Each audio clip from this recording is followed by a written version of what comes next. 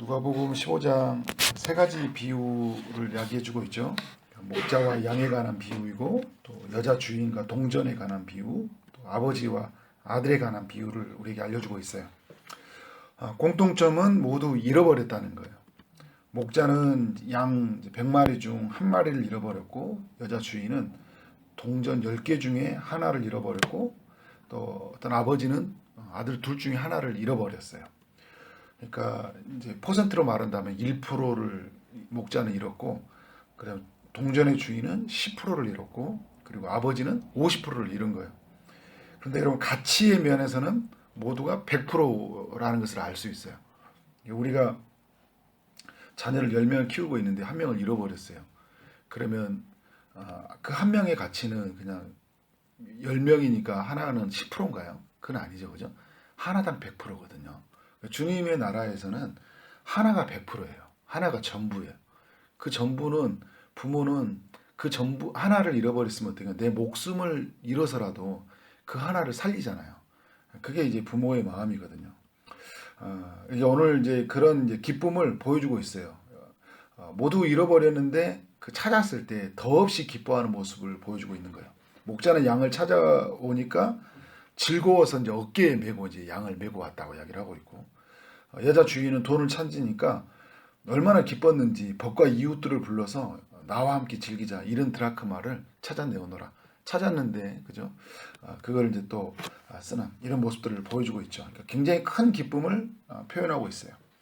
이제 잃은 아들을 찾는 아버지의 즐거움은 굉장히 더 많이 묘사가 되고 있죠. 아들이 돌아오니까 그를 보고 치근히 여겨 달려가 목을 안고 입을 맞췄다 이야기를 하고 있어요.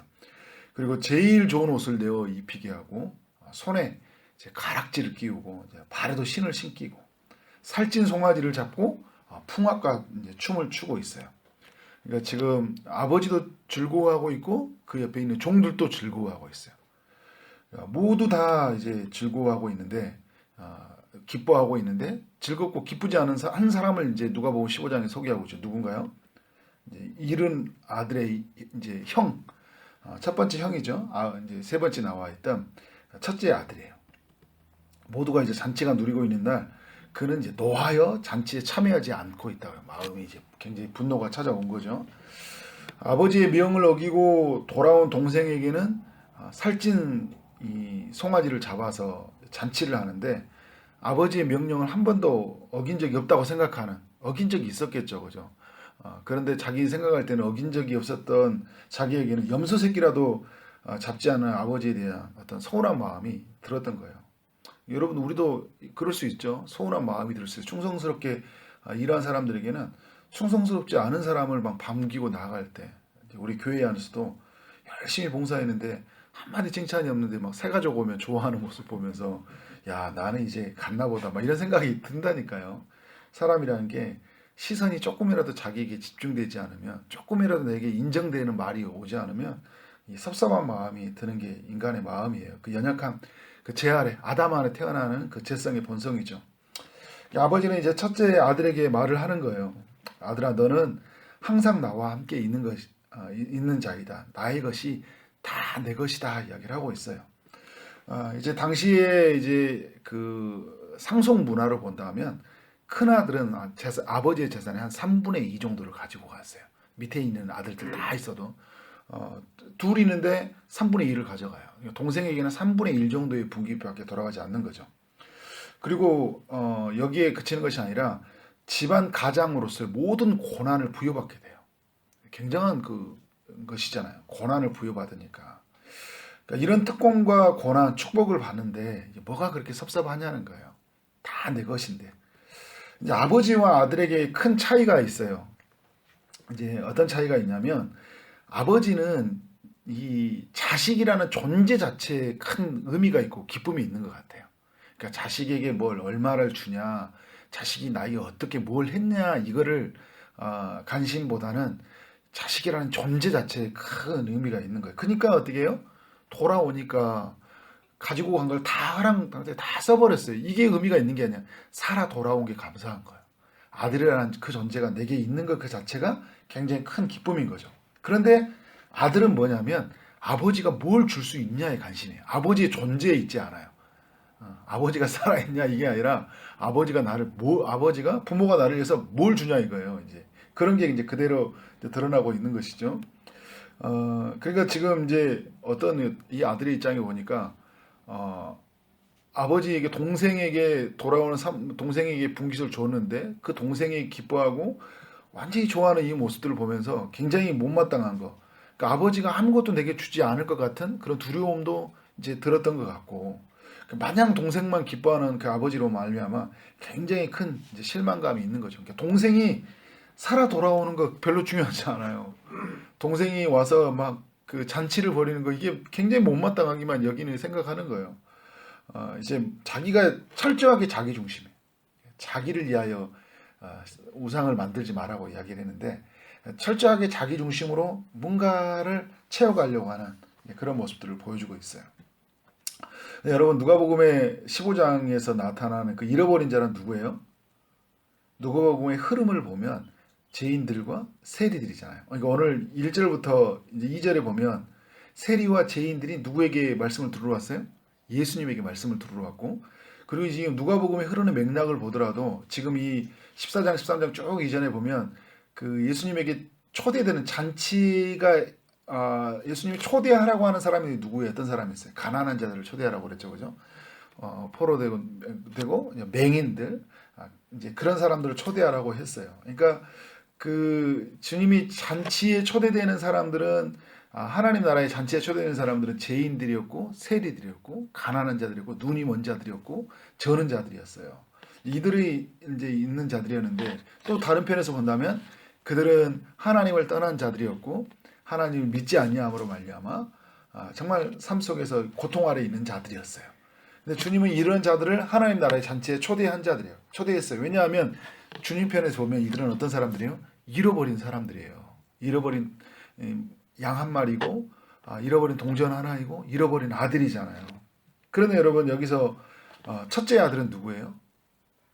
지금 바리새인들을 이야기하고 있는 맥락의 흐름에서 지금 계속 바리새인들과 2절에서 보면 서기관들이 수군거려 이르되 이 사람이 죄인을 영접하고 음식을 같이 먹는다 하더라. 14장에 보면 지금 바리새인의 집에 예수님이 초대되어서 같이 식사를 했거든요. 자기들은 식사하는 건 괜찮은데 예수님이 죄인들과 먹는 건 괜찮지 않은 거예요. 어떻게 죄인들과 먹을 수 있냐는 거예요. 어떻게 함께 식탁의 교제를 나눌 수 있냐는 거예요. 그러니까 지금 자기에 있는 큰 들보의 죄는 보지 못하고 다른 사람의 티를 보면서 정죄하면서 그럴 수 없다는 거예요. 굉장히 우월의식과 특권의식을 가지고 있는 사람들. 그런데 예수님이 딱 볼 때는 뭐냐면 이들은 누룩이에요. 이선으로 가득 찬 사람들이에요. 겉으로 포장되어져서 죄는 가득한데 죄 없는 척하고 살아가는 사람들이에요. 근데 이런 사람들을 향해서 하나님이 어떤 일을 허락하셨냐면 이 이스라엘을 장자로 하나님 구원해 하셨고요. 그리고 하나님 나라의 제사장으로서 이방인들을 구원으로 인도할 굉장한 막강한 권한, 그런 굉장한 책임과 권한을 부여해 준 사람들. 하나님 나라에 상속받을 수 있는 그 권한을 그런 축복을 받은 사람들이에요. 그런데 이 권한과 축복을 누리는 것들에 만족하지 않고 지금 이 허랑방탕하게 살아가는 사람들에게 세리들에게 하나님이 자비를 베푸는 것이 너무 못마땅한 거잖아요. 이 식사하는 모습을 이것에 격분하고 정말 나아가는. 그런데 궁극적으로 뭐냐면 주님이 볼 때는 하나님 나라의 잔치를 거부하는 이들인 거예요. 나중에 14장의 마지막에 보면 잔치가 일어나는데 이들은 거부하잖아요. 나는 밭을 사느라고, 나는 뭐하느라고, 나는 장가가 아니라고 못하고 있는 거예요. 그러니까 겉으로는 하나님 나라 다 들어온 것 같지만 결국 자기의 삶 속에는 굉장히 자기 이익과 그런 것들 가득 차 있는 이들. 그러니까 아까 제가 말을 했죠. 아버지의 명을 어긴 것이 없건을 이야기하는 거 뭐냐면 자기 생각이에요. 그건 네 생각이고 사실 이것만 하나 따지고 보면 그들이 가지고 있는 그 이선과 그죠? 아버지의 명을 어기는 겉으로는 아버지의 곁에 있었지만 그 아버지의 명령을 어기지 못하는 모습들이 얼마나 많이 있어요. 그럼에도 불구하고 아버지는 그를 받아주고 그죠? 용납해 줬는데 이미 그 아들 용납해 주는 사랑이 지금 이 집에 머물고 있는데 지금 그 집 나간 아이들은 들킨 죄인이잖아요. 이게 지금 집에 있는 아들은 숨긴 죄인이에요. 숨은 죄인이에요. 들키지 않은 것뿐이에요. 그러나 하나님이 자비를 베풀어 주신 거잖아요. 아버지가. 그럼에도 불구하고 아버지가 그의 모든 그 재산을 주시려고 그냥 하나님의 어마어마한 계획을 있음에도 불구하고 이들은 그 사랑을 누리지 못하고 있다.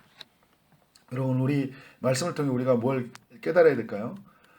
우리는 이제 그 잃어버린 사람 입장에서 볼 때는 우리는 하나님이 이런 우리를 구원해 주시고 이런 우리를 찾아내서 정말 하나님이 기뻐하시는 모습들, 그 죄인 하나가 돌아왔을 때 정말 하나님이 기뻐하시는 기뻐하는 그 뭐 회개할 것이 없는 의인아움으로 말미암아 기뻐하는 것보다 더하리라. 그 하늘에서는요 하나님의 큰 기쁨이 이루어진다고 했잖아요. 우리로 보고 하나님이 어떻게 하시냐면 우리가 하나님께 돌아왔을 때 큰 기쁨이 이루어지고 있다는 거예요. 여러분, 우리는 이 은혜를 끝까지 붙잡아야 돼요. 하나님이 우리로 하여금 기뻐한다. 그래서 매 순간 힘든 순간이 있을 때마다 주님이 그래 나를 찾아내었지. 나는 주님 앞에 그렇게 찾아낼 때까지 찾아낸 사람이야. 나는 예수님 자리야. 고기하고 같이 있는 그 하나님의 기쁨에 참여한 사람이라는 이 은혜를 누리고요. 또 한편에서는 우리가 바리새인과 서기관들이 될 수 있다. 우리도 어느 순간에 먼저 된 자가 나중되고 나중 된 자가 먼저 된다고 했는데 우리도 먼저 된 자가 될 수 있는 거예요. 이제 나중에 입장에서 보면, 그죠? 그래서 나중 된 자들을 보고 더 우리가 시기하고 질투하고 우리에게 있는 그 들보는 보지 못하고 그 사람들의 흠을 보면서 왜 교회는 저런 사람들에게 자비를 베푸는 거야? 왜 우리 교회에서 저런 사람은 없애야 돼? 막 이런 거 있잖아요. 저런 사람 왜 교회가 저런 많은 것들을 낭비해 가면서 교회가 왜 복음을 위해서 저런 사람에게 잔치를 베풀어 줘야 돼요? 아니에요. 그런 사람들에게 잔치를 베풀어 줘야 돼요. 그죠? 우리는 어느 순간에 바리새인과 서기관들이 될 수 있다는 것들. 하나님의 사랑을 다 잃어버리고 우리가 숨겨져 있을 뿐이지 하나님이 들춰내면요. 우리는 그 아버지의 집에 머무를 수 있고 쫓겨나야 될 사람들이에요. 그럼에도 불구하고 하나님의 자비로 우리를 품어주셨다는 이 은혜, 이 감격을 늘 품고 살아야 돼요.